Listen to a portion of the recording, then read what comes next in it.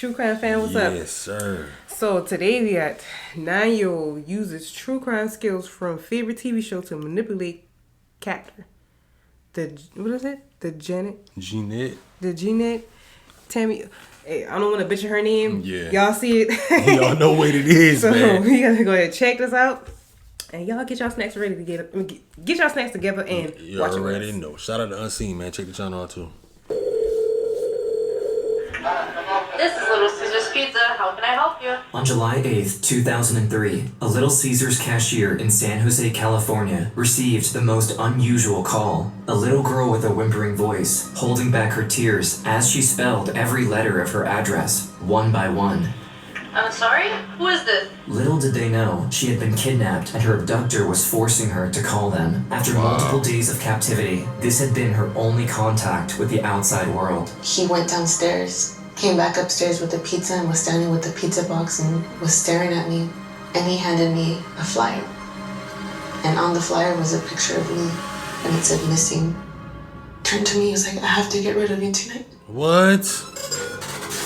Kidnapped, assaulted, and held in bounds, 9-year-old Jeannette Tamayo was long gone when the police finally arrived at the scene. A young girl was abducted from her home after school. The police later got their hands on some footage from a nearby security camera, but it was quickly deemed useless due to the low quality of the recording. Police have no leads in the disappearance of 9-year-old Jeannette Tamayo. After days without any development in her case and no statewide Amber Alert issued, Jeannette knew she had to take matters into her own hands.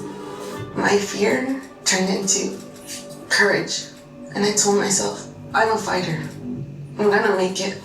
In the thriving city of San Jose, California, in the heart of Silicon Valley, 9-year-old Jeannette Tamayo just got off her school bus and was heading home. Once there, she noticed that the screen door was slightly ajar. She thought that maybe her mother came back from work early and didn't think much of it. Once inside, she went to her room and realized that something was wrong. Her bedroom window had been smashed and there was broken glass everywhere. She immediately took a step back and ran toward the phone to call her mom, but to her dismay, the cable had been cut off. Before she had time to understand what was happening, she heard someone knocking at the door. Jeannette turned around and saw a stranger behind the screen. Scared and confused, she reluctantly opened it. And when he was asking me questions, he was kind of peeking inside, trying to see who was in there. And that started making me feel really uncomfortable, and I started slowly closing the sliding door. I got scared because I felt a really bad vibe from him. When he put his hand in the way, he slid it open, grabbed me, and took me to my brother's room. He threw me on the bed and took off my pants. Out of respect for Jeannette, we won't cover the assault, as it is extremely graphic. After he was done, her attacker handcuffed her and tied her legs together. He then carried her to his car parked in the garage. There, the man tried to open the door, but couldn't lift it more than a few inches before he saw another vehicle stopping right in front of the garage. From the back seat, Jeannette recognized her mother's car. My brother crawled under the garage. When it opened a few inches, the first thing I told him was to run. But her attacker was already at it. He got out of the car and started walking toward him. At only 15, Paul knew he wouldn't stand a chance, but he chose to fight him anyway. He grabbed a screwdriver from the counter and ran at him. The man then immediately disarmed him and started punching him in the face over and over. Restrained by the handcuffs and the rope around her leg, Jeannette couldn't do anything except watch in horror as the man dragged her brother inside the house. As soon as they entered, they came face to face with Rosalia, Jeannette's mother. She attempted to fight the man and successfully separated him from her son. Then, Paul rushed toward the kitchen cabinet and pulled out a frying pan from it. He tried to help his mom, but once again, the man disarmed him before he could do anything and turned the improvised weapon against Rosalia, striking her repeatedly until she fell to the ground. I remember hearing my mom screaming, and it went quiet. I couldn't hear much after that. And I see the man rush back into the garage and into the car. And when I seen blood on his face, I was like, did you kill them? And he just started laughing and I just started to cry. I was like, I didn't know if he had killed them. I didn't know, like, if they were there anymore, if he had killed them. And I was just thinking with the blood on his face that they were gone. My family was gone. Driving like a madman, Jeanette's kidnapper cut through some of her neighbor's bushes. Fighting through her restraints, she managed to turn around and take one last look at her house before they turned the corner. She felt an overwhelming feeling of relief when she made eye contact with Rosalia, running amok behind the car. Her face was heavily wounded and covered in blood, but at least she was alive. Not far behind, her brother Paul was painfully limping towards some bystanders, waving his arm in the air and screaming for help. As soon as the car passed the corner, Jeannette started to scream at the other drivers passing by, slamming her shoulder against the window in an attempt to catch their attention, but her undertaking didn't go unnoticed, as her attacker immediately grabbed the screwdriver from earlier and violently attacked her. After being hit twice, she moved out of his reach. I just remember sliding down, laying there and looking up at the ceiling of the car and just thinking to myself, I'm not gonna make it. I'm gonna die.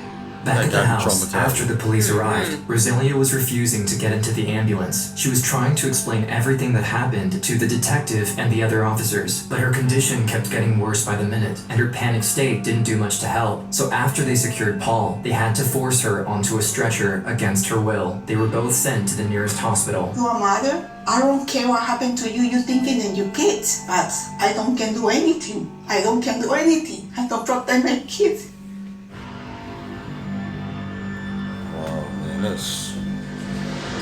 With their only witnesses gone, the police had barely any information to work with. From the get-go, they knew that Jeannette had been kidnapped and that someone broke into the house, cut the phone cords, and attacked them before leaving with her. But other than that, all they had was the car. So he must have been watching her for the longest. Yeah, that's what I'm thinking. Yeah.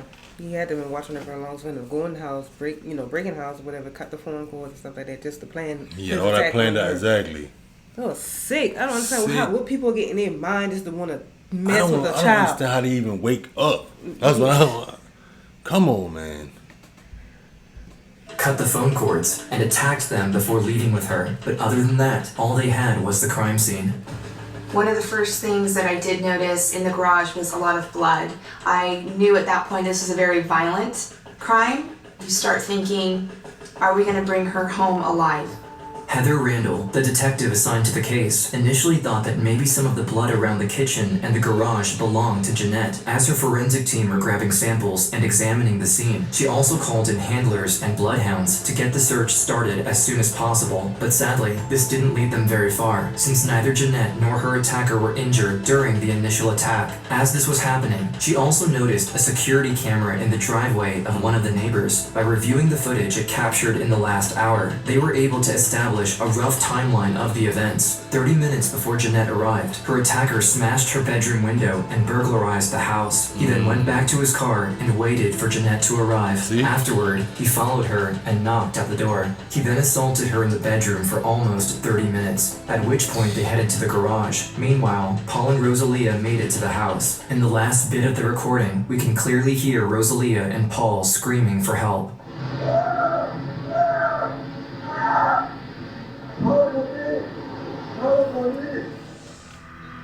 But Randall was mainly interested in one particular moment. Here, when the attacker's car was right in front of the camera. In California, it is mandatory to have either a name, a license plate number, or phone number tied to the perpetrator to issue a statewide Amber Alert. It's heartbreaking. You have the evidence right there, it's so close, and yet you need just a little bit clearer video. Yeah. So before she was able to fall back on Paul and Rosalia, she alerted the media, hoping that, even without an Amber Alert, maybe the population would mobilize themselves anyway and spread the word about her disappearance. Together with her department, they got service helicopters in the air with loudspeakers, calling out her name, and gave press conference after press conference, just to make sure Jeanette's name was on everyone's mind in San Jose. It puts 1,000 more sets of eyes out on the street, and we knew it was extremely important to push the information out to the public, give them a picture of Jeannette, make sure that flyers were flooded throughout the city. Along the way, Jeannette kept mental notes of every turn they made, hoping she would be able to find her way home if she ever escaped. After a short ride, the car suddenly stopped. The man drove into the garage of a large white house. He opened the door, picked her up, and carried her inside. There, he went up the stairs to the second floor and opened a locked door. Behind it was a very small room with a TV, a little window, a bed, and a bathroom. He threw her on the ground and approached her with a menacing look. After each assault, he would clinch her wrist to the shower head using a pair of handcuffs, run the water, and leave her there for a while. Like I started to break down and cry, and that was my only safe place was the shower, because every time he left me in the shower was when he didn't touch me, he wouldn't hurt me, or he wouldn't rape me. The next morning, the aftermath of the kidnapping took its toll. While the rest of the Tamayo family gathered around Rosalia in San Jose, the police asked some of the family members to take part in the public address. In the morning, he was watching the news again. My cousin was talking to me through the news. She was saying, Jeannette, if you can hear us, just know that. Be strong, girl. We're looking for you. She was like, just don't give up. That gave me hope. That gave me the strength. Either I'm going to fight to get out of here or die trying. During her second day of captivity, Jeannette started to plan out what would be her best course of action against her abductor. Because my life was at risk, I said to myself, I have to have a conversation with him so he gains my trust. So she tried to ask him the most casual question she could think of. So I remember asking him, where are you from?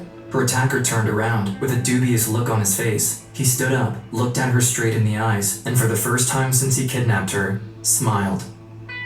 An intense feeling of disgust filled her chest. At that moment, she wished she could have spit at his face, stabbed him in the back with a screwdriver, or any other acts of retaliation one could think of. But instead, she listened to her instinct. She smiled back, trying to look as innocent as possible. She then asked him if she could get a glass of water.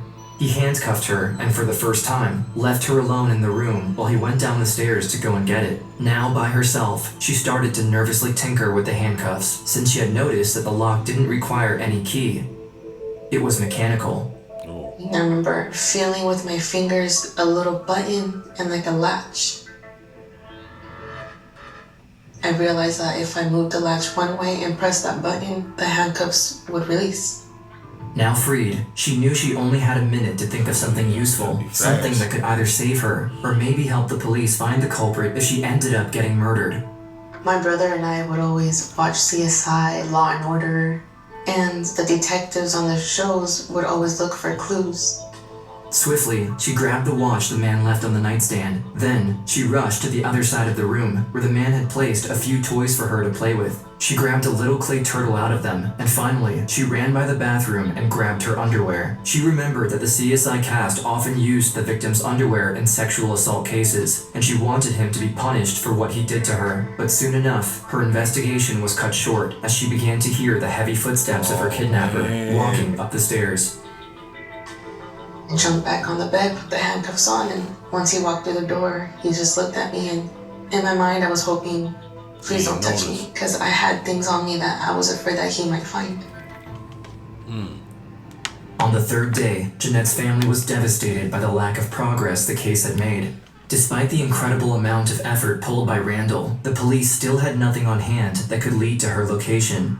When the police tried to tell Rosalia that past the 48 hours mark, most kidnapped children are never found, she refused to listen.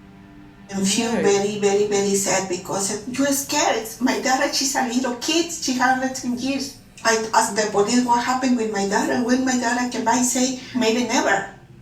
And screaming a lot. My daughter I don't see for 3 days. I don't feel comfortable because I don't protect her. I don't protect her. I don't feel good.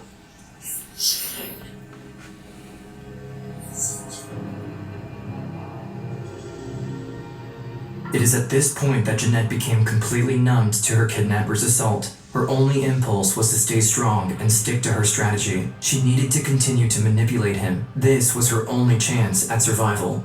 My befriending was working. He asked me, are you hungry? And I looked at him and I said, yeah. He gave me his cell phone. He had a cell phone with him. And he made me call for pizza. He gave me the phone number of the cell phone that he had. And I gave it to the man. The man on the other side of the phone said, can I get your address? He told me the address. And just like she did with the movement of the car 2 days ago, she memorized all of it. If she ever got away, she wanted to be sure she would be able to take him down afterward. Eventually, someone rang the doorbell, and her kidnapper left the room for a minute. When he came back, he had a smile on his face. He put the pizza on the floor, and on top of the box, there was a missing person flyer with her face on it. He then told her that he would get rid of her tonight, before leaving the room. Once he closed the door behind him, she threw away the pizza and started to grab all the evidence she could. She then stuffed all of it inside the pizza box and hid it under the bed. When he came back, he grabbed a pillow and started smothering her with it. Gasping for air, she tried to push her face against the side, but the man was too strong. As the lack of oxygen started to take its toll, she felt an immense rush of adrenaline running through her body, and in one final push, successfully slid her face to the side, enough so that she was able to take one last breath. As soon as 5 seconds later, after I got some air, he pulled the pillow off and he asked me, "Do you want to take a shower?" When she came out of the shower, she quickly dressed up and made sure the pieces of evidence she gathered earlier were still in her pockets. She then heard someone knocking loudly at the door downstairs. She wanted to scream, but her kidnapper immediately jumped on her and put his hands over her mouth. Afraid that he would try to kill her again, she calmed down and waited for the person at the door to leave. We were sitting in the room for a while, and afterwards, when he heard that it was all quiet, that's when he took me downstairs into the garage. It was all dark. He then forced her into his car, put her back in handcuffs, and started driving. The ride was long, and Jeannette couldn't stop crying and screaming. Midway through it, she took a second to calm herself down in an attempt to make some sense of what had happened to her so far. I remember just crying to myself and just saying, I did the best I could. I was just preparing myself for my own death. But even then, she hadn't fully given up yet. Along the way, she once again did her best to remember every turn they took, but they rode for over 30 minutes, making it far more difficult than the first time. After a while, the car approached the neon-lit parking lot of a liquor store, not far from the highway. The car had stopped, and as soon as he stopped the car, he grabbed me by my hair, and I looked around, and I was like, "Where are we?" And he was like, "I'm letting you go." And he grabbed me by the back of my head, by my hair, he pulled me towards him, he was like, "If you ever tell anybody what I did, or who I am, or anything about me, I will come back for you, and I will kill your family, and I will kill you too." As her kidnapper left, she ran toward the liquor store. Man. She couldn't believe she succeeded. She somehow gained his trust. These thoughts and emotions...